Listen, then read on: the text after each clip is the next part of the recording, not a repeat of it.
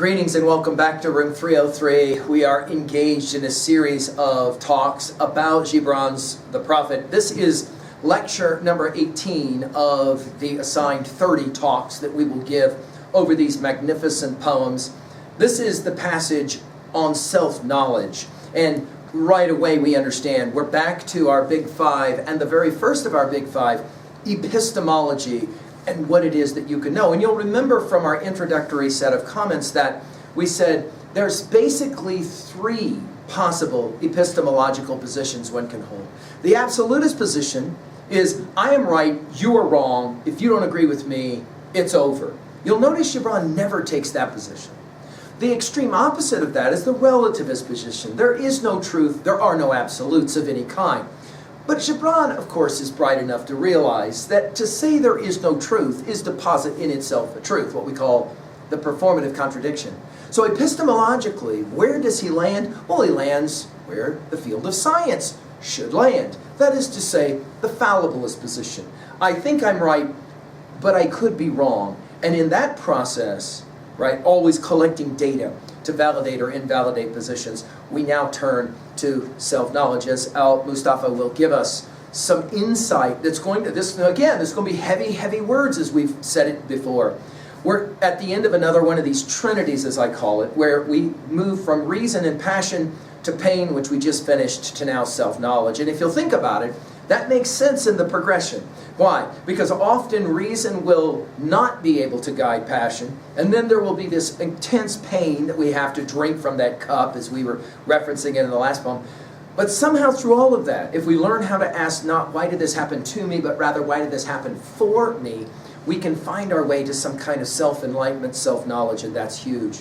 Now, our assumptions are that you've been following our stuff at learnstrong.net. Down that left-hand side is our playlist. I mentioned already our introductory set of comments and epistemology and the like.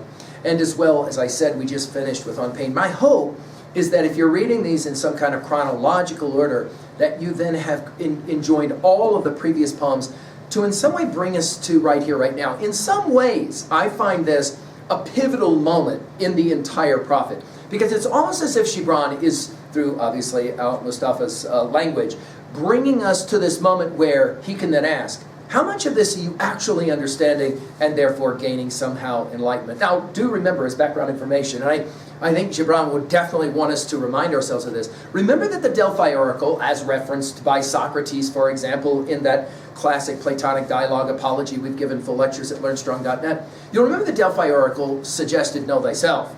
In other words, self-knowledge. What do you know about yourself? This is going to be significant. And of course, this idea in this poem will take us back to Socrates.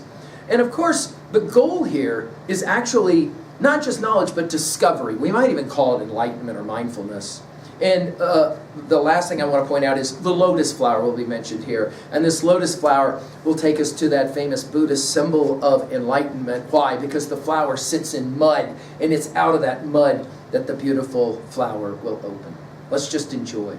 And a man said, we're back to the previous passage of a woman, a random woman. I think the point of the random woman, the random man, is that they represent everybody. And in this case, this is the everyman kind of thing. And a man said, speak to us of self-knowledge.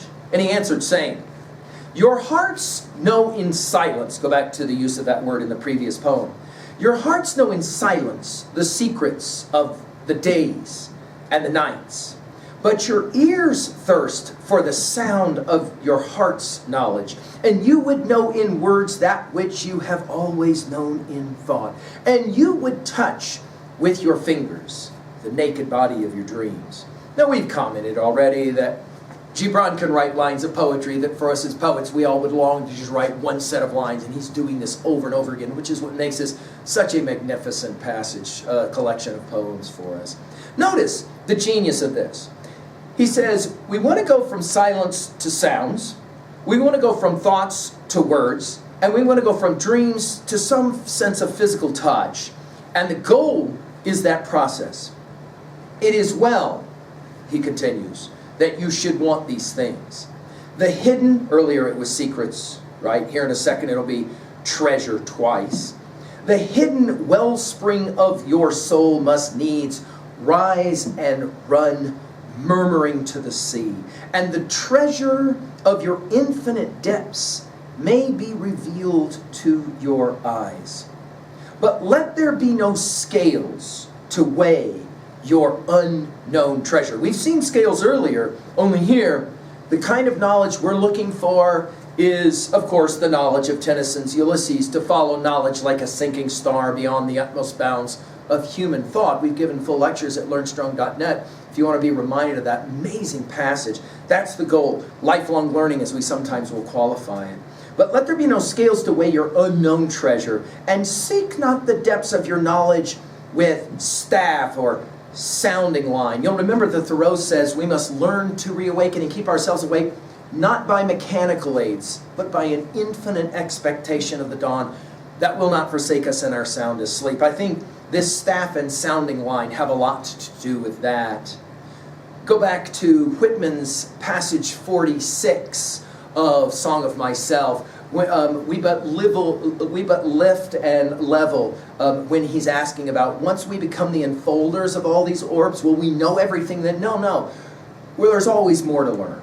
For self, now, to continue, sounding very much like Carl Jung, for self is a sea, boundless and measureless. In other words, the great goal is for you to find so much of who you are. It's that classic instruction or pointing instructions of who are you? And it doesn't become narcissistic, because the moment that you begin to recognize this question is germane to you, it is also germane to ask not only who are you, but who are we when you and I are together. And of course the theologian Martin Buber now comes to mind, no question. Say not, here now some instruction twice with say not. Say not, I have found the truth, but rather, I have found a truth. Now, there's your fallibilist position. I can't find a better single set of lines to instruct us in the fallibilist epistemological position. About any position that we hold, ask, are you willing to say, I think I'm right, but I could be wrong? Find someone who has really strong political opinions. I don't care what it's about. And then challenge them to see the other side. If they are unwilling to see the other side, that's an absolutist position. And while every once in a while that may make some sense, here, in terms of what we're trying to learn about ourselves, always be willing to be open to more data.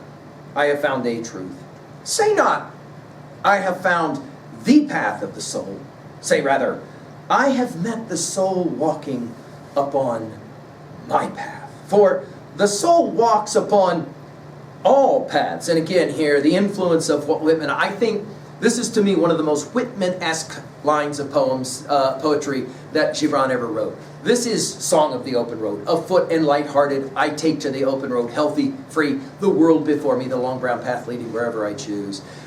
And you'll remember what he says, I whimper no more, I'm done with it. He calls it his old delicious burdens. Remember what he says, wisdom can't be tested in schools. It's beautiful to go back and read, and we've given these full lectures, as we said already, about Whitman at learnstrong.net, Talks with Walt. Run that to ground. He says, say rather, I have met the soul walking upon my path, for the soul walks upon all paths. The soul walks not upon a line, we're back to the sounding line of earlier in the poem. Neither does it grow like a reed. The soul unfolds itself like a lotus of countless petals.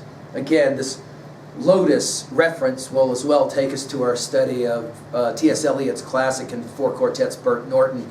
And the lotus rose quietly, the surface glittered out of heart of light. And we were behind them, reflected in the pool. And then the cloud passed, and the pool was empty. Go, said the bird, for the leaves are full of children. Go, go, go, said the bird. Humankind cannot bear very much reality. That idea in Bert Norton, those final lines of Bert Norton 1, I think have a lot to do with this passage as well. Well, what are we going to do at 2A with this kind of thing? Well, I think the challenge is always, the goal is always, the greatest discovery is always self-discovery. The greatest exploration is always self-exploration. Find individuals, this is of course the book of Ecclesiastes, isn't it? Find individuals that have accomplished everything in life in terms of physical accomplishments, goals and all of that. Why are they still unhappy? I think this passage suggests they're unhappy because they've never been able to do this very boundless sea, this measureless ocean that he's referencing. This is, of course, the ultimate challenge for our lives, no question. I think that's the point he's making. To me, I love the word choices here. The goal, to move from silence to sounds, from thoughts to words, from dreams to physical touch, and then, of course, to move back and forth between the two. At 3a, we've mentioned so many titles already, but I would challenge you to go back and look at our comments on Freud's interpretation of dreams, and of course, you'll see some of that same information being played out here. Finally, at 3b, how are you doing? I mean, I think this is the right time to ask this question. How are you doing with the goal of self-exploration, self-discovery, self-knowledge? Is Gibran, especially the study of the prophet, is all of this helping to illuminate, to elucidate? And to what degree, if you could ever capture any of this, would you be willing to think about teaching? That's our next passage. I hope you come back. Thank you.